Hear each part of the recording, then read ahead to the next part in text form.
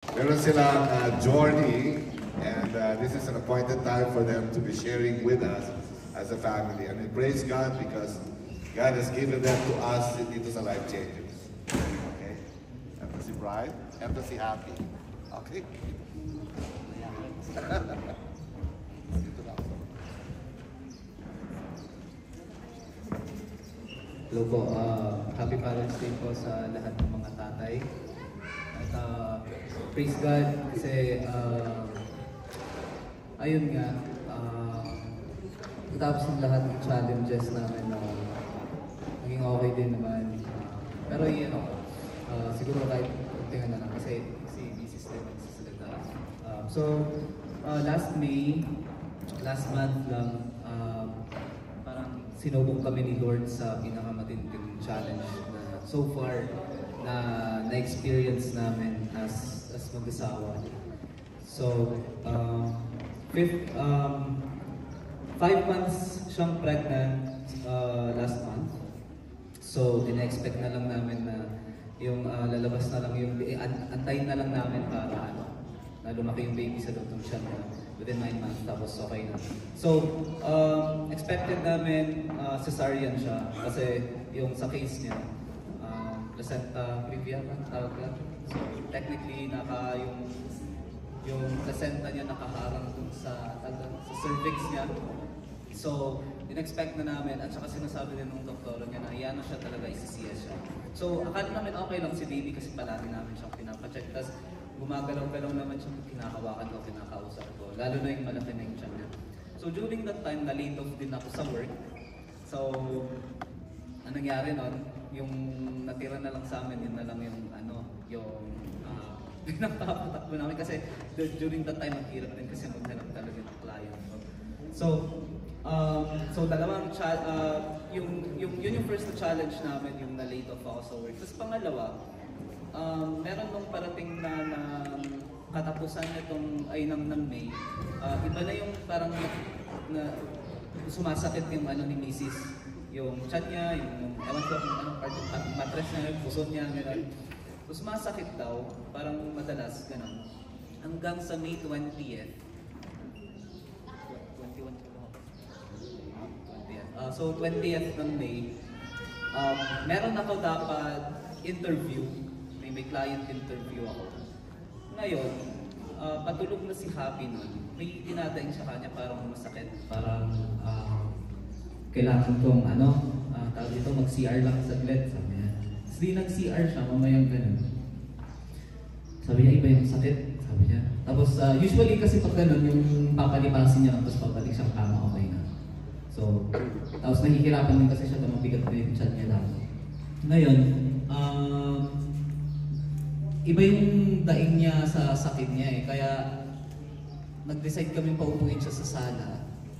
Tapos para na siyang mag-labor daw, sabi niya. So, si mama niya, na-alarma din lahat dun sa amin eh. Kasi, parang ako din nila, diba? Sila mama niya eh, buntis sabi nila, iba eh, yung mag-aalaga. Kaya sila, talagang tawag sila agad ng ambulance kasi hindi mailakad si Happy. Pero diba sa amin, pastor, medyo malayo eh. So kailangan siyang i-ambulance. Pagdating namin sa hospital, ayan na, nag-run sila ng mga tests sa kanya. Tapos, ganun pa rin yung case. Yung placenta niya nandun pa rin. Nakaharang pa rin. During that time, kailangan na daw ilabas ng baby kasi in-ultrasound siya eh. Need na talagang ilabas ng baby. So, talagang isisiyas siya. Pagbalik niya, inano ko pa ulit, di ba? Yata binalik ko pa ulit dun sa yung, ultrasound? In-ultrasound siya ulit. Natanggal, hindi pa eh. Kasi hindi din makita ng mga doctors eh. Yung talaga yung case eh, nakaharang yung placenta niya. So need na siyang need nang tanggalin yung baby sa kanya. Inaantay na lang namin. Tapos eto, sabi niya sa akin, wag mo kong iiwan, sabi niya.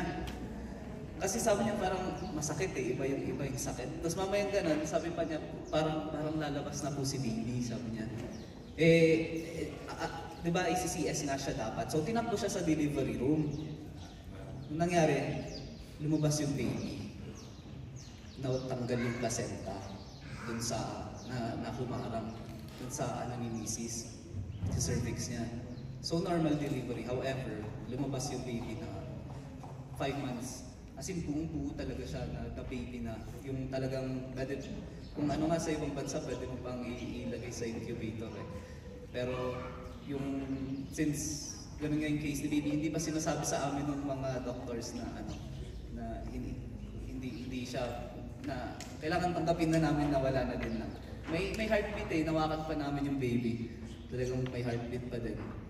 Pero di nagkatagalan, dinala siya sa amin na nakabox na. Kaya during those time, talagang masakit din tumawag ay, ano pa nga eh, bago yun, kausap ko pa si pastor sa phone talagang. Iniyak ko din na, parang sobrang bigat ng pagsubok, yung na-laid off ka na nga, tapos namatayan ka pa ng anak, yung ganun. Pero after that, after ng yung mga prayers sa mga pastors na kakilala din namin, kila Ninong, kila Ninang, alam niyo yung tanggap namin na may purpose nga si Lord kung bakit nangyari yung lahat ng yan.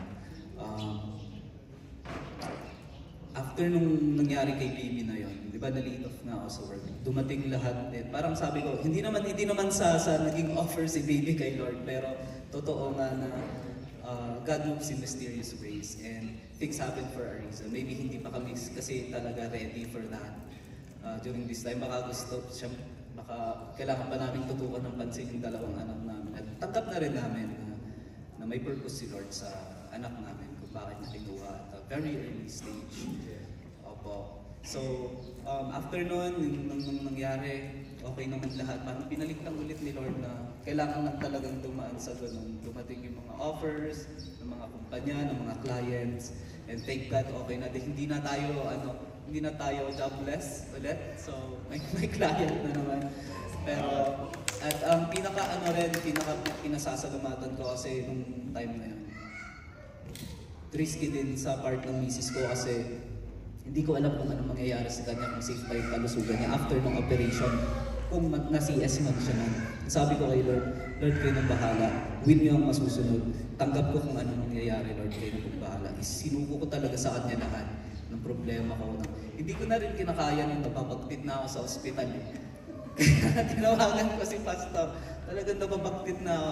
Tapos dumating sa point na kumakanta ako mag-isa sa loob, sa labas nung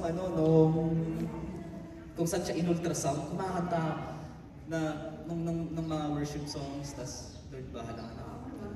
Kamsa yun nga, ganun yung nangyari. Pinakamahalagang nangyari doon eh. Safe din si misis ko, niligtas siya ni Lord kasi baka nga marami pa kaming gagawin na magkasama at marami pa kaming na-achieve na mag-asawa. So, most especially, we have 2 boys na kailangan pa rin namin siguro tuunan ng pansin. Baby girl na kayo sa amin ni Lord, guardian angel nga namin siya. She's on the lookout.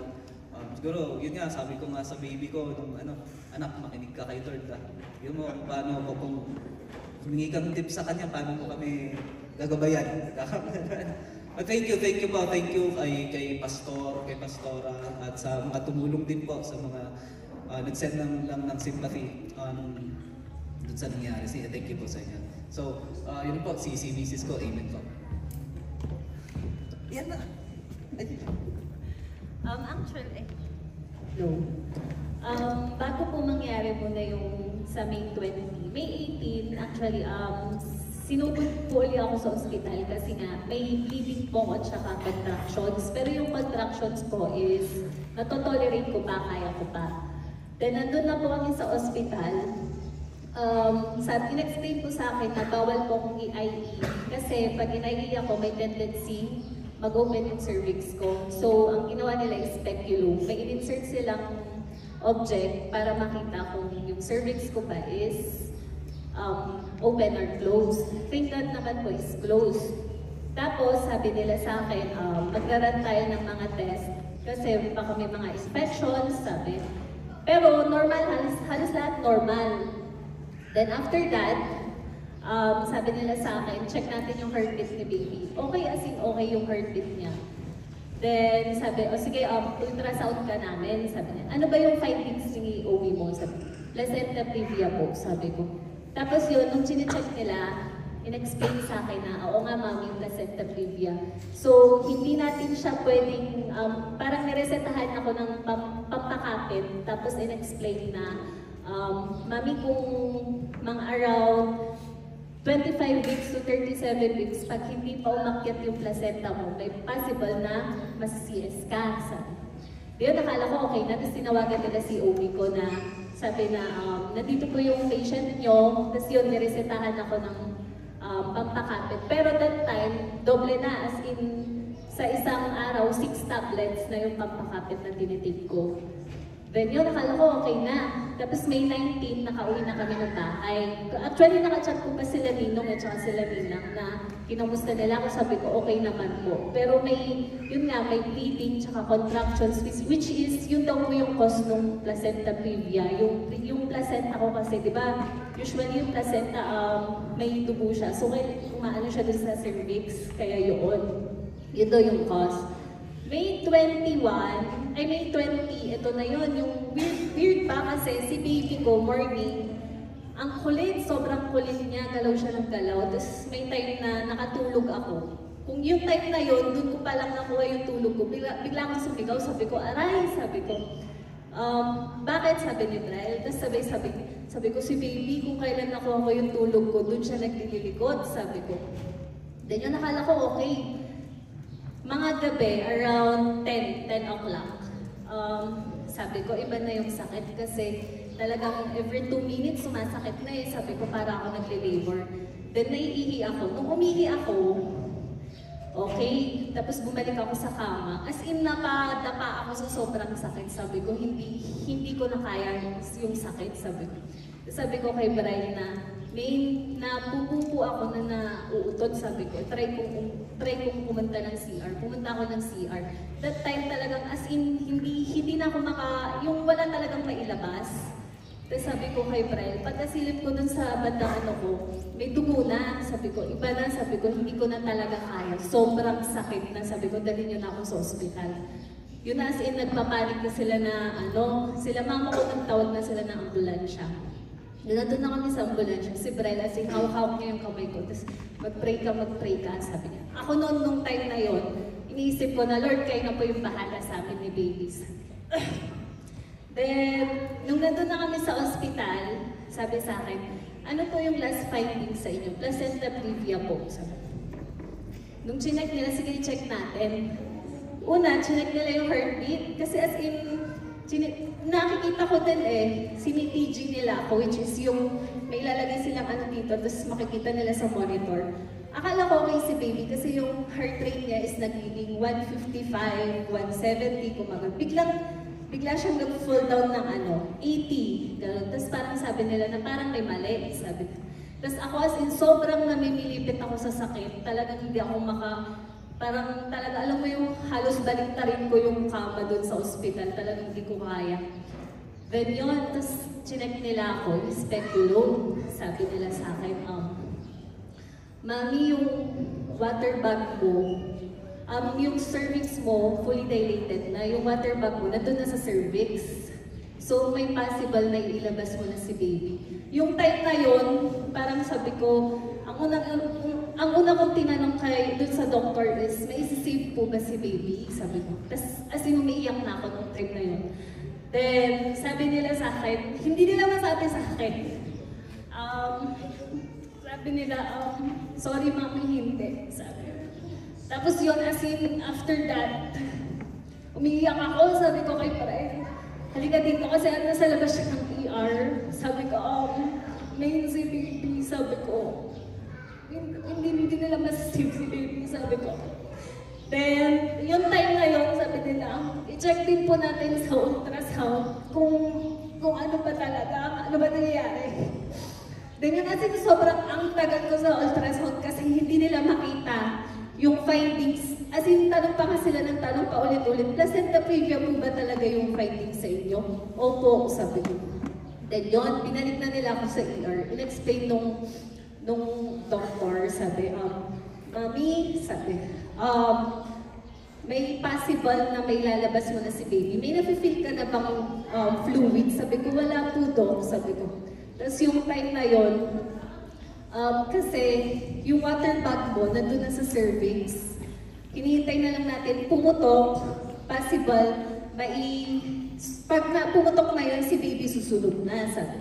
Then after that, sabi ko, Doc, di ba po yung findings ko sa akin that time is placenta previa? Sabi, oo, pero si baby mo ang galing, sabi niya. Tinulak niya yung water bag mo para maiurong yung placenta, then siya na yung susunod. Alam mo yung inisip ko na lang nun na parang sinave niya ako kasi ready na ako eh. As in, ready na akong ma-CS. Pero ang iniisip ko na lang nun is, siguro sabi ni baby na kailangan siya na lang yung mag-sacrifice. Kasi nga, pag nailabas na siya ng CS, doble-doble yung sakit. Kaya yun, tapos nung time na yun, nung ina-explain na nila, pinahiga na po nila ako, then nadali nila ako sa delivery room. As in, wala pa akong swero doon.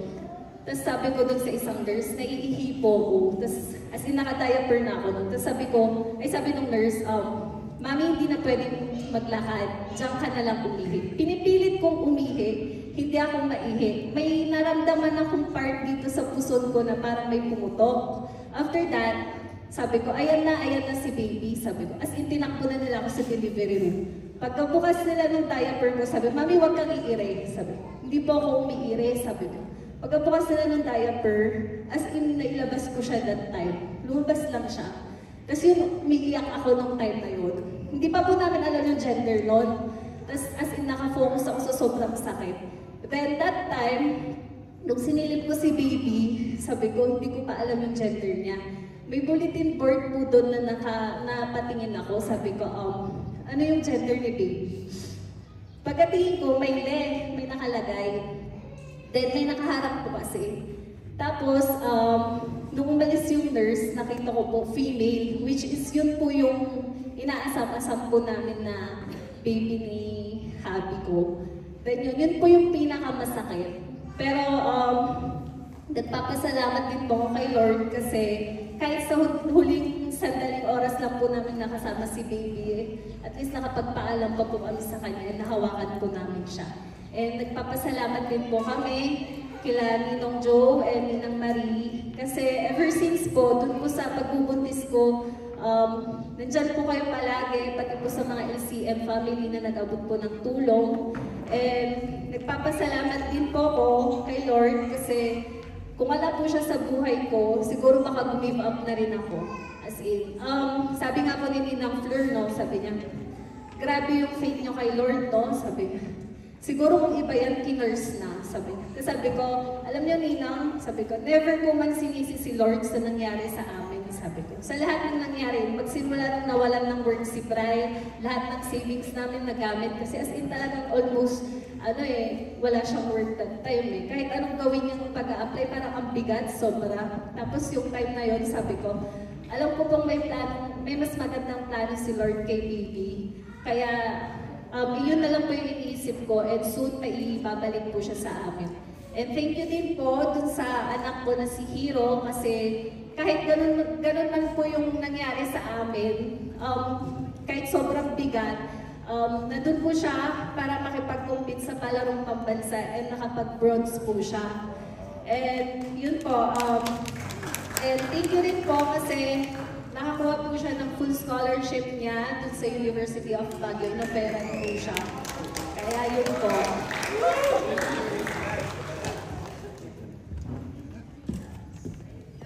And we would like to pray for you. Can we extend the hand of blessing for the Hiro, hali kayo, and si Bunsoy. Come here. Okay. So we can pray for you as a family. Okay, extend the blessing, come on. Right hand. I'll give you 1 minute to just offer a prayer to the family. Father.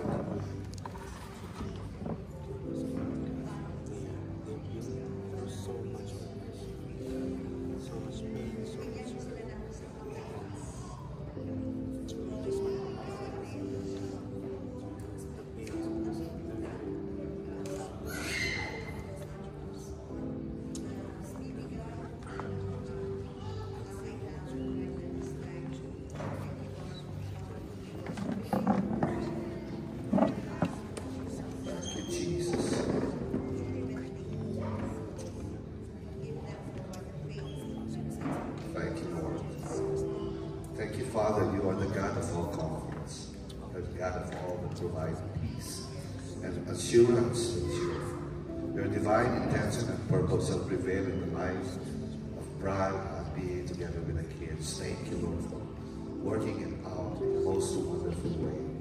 Thank you for being there during those seasons of the darkness and the You have never left them. You have stood. You have watched them. You have ministered to them in the most dynamic way. Thank you for everyone who had prayed for the family during that season. And thank you because your grace abounds, your comfort abounds, your divine intervention shall abound over every one of them. Thank you dahil ikaw din ang gumagabay, Panginoon, sa kanilang buhay, sa trabaho ni Brian.